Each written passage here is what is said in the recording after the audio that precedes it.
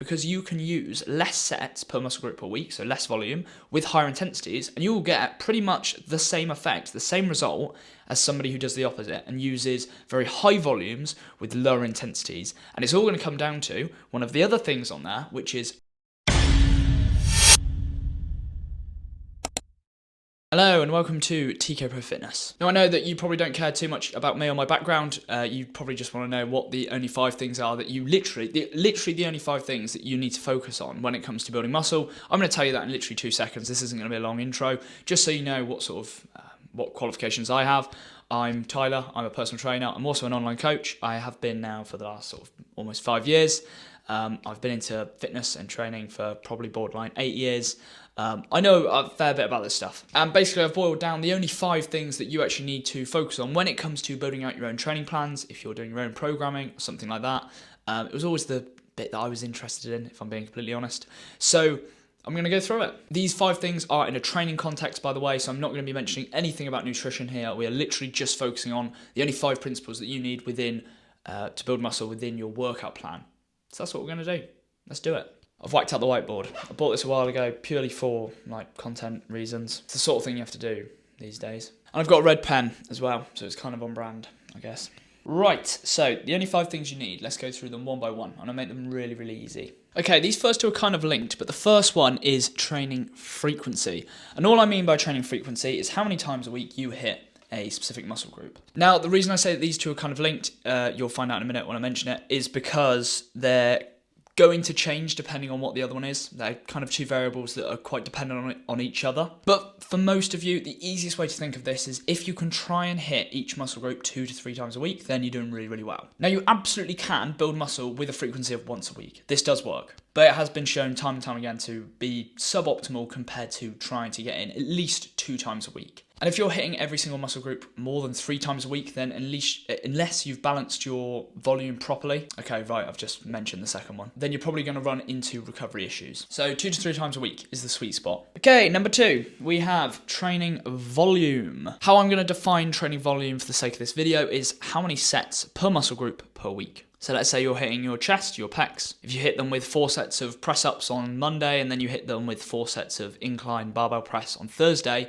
then you've essentially hit them with 8 cumulative sets. Now, like I said, I'm going to try and make these as straightforward as possible, but a lot of them are dependent on each other. So these variables all kind of play around each other. So it can get a little bit complex. Now, like I said, volume and frequency are pretty tangled.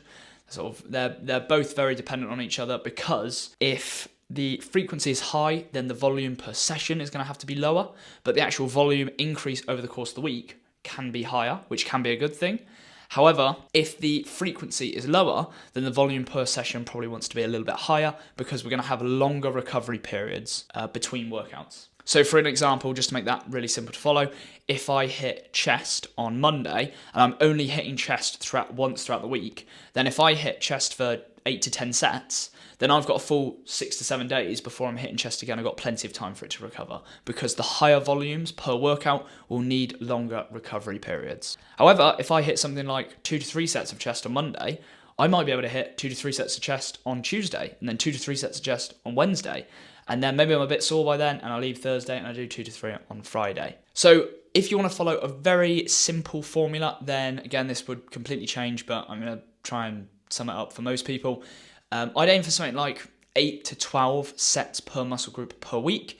And then if you want to bring anything up, if you have any weak areas, then try to increase that even a little bit more, maybe towards sort of 15.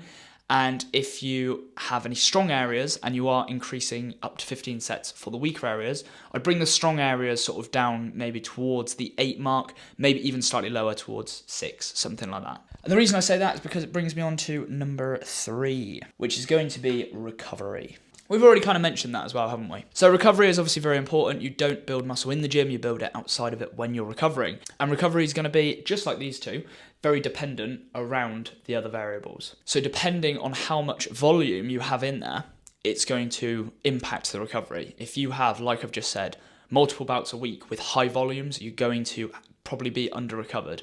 Whereas if you have 1 bout a week with high volume, okay, you can recover from that. If you have multiple bouts within the week of mid to low volume, then you're probably going to be able to recover from that as well. And that actually brings us on to the last one that is kind of interlinked with these, which is intensity. And when I'm talking about intensity, I'm talking about proximity to failure. When I'm talking about proximity to failure, I mean basically how hard you're pushing yourself. You can measure this. It's a bit subjective, but the one that most people like to use is RIR, reps in reserve. And all that means is how many reps shy of failure you were. So let's say, again, let's go back to me doing bench. Can you tell I love bench? I'm not very good at it. So I'm doing a bench with my 6 rep max weight, and I do it for 4 reps. Then my RIR was 2. Because I had 2 reps left in reserve, because 6 minus 4 is 2, for anyone who didn't know that. So intensity is actually quite interlinked with volume, because again, these are 2 variables that you can turn up and down depending on how much time you have spare in a week, how much you like to push yourself. If you're somebody who really likes to train hard and you don't have a lot of time in the week, then you would do quite well with increasing the intensity so that maybe you're taking more of your sets to failure or close to failure, and you're actually decreasing the volume. So it may be that the total amount of sets that you complete in a week per muscle group is less, because you can use less sets per muscle group per week, so less volume, with higher intensities, and you will get pretty much the same effect, the same result as somebody who does the opposite and uses very high volumes with lower intensities. And it's all going to come down to one of the other things on there, which is recovery, because if you're training very hard for a lot of sets, then you're probably going to be under recovered. And on the other end of that spectrum, if you are training pretty meh, but you're only doing it for a couple of sets, then you're just probably not going to stimulate enough growth to actually see the results in the future. I hope you're still with me. I hope this is making some sort of sense. But basically, these 4 variables are all very linked around each other, and depending on how you like to train, how much time you have, what your sort of lifestyle is, then you can kind of wiggle them all around to make it suit you. So you may be asking, what is the last one?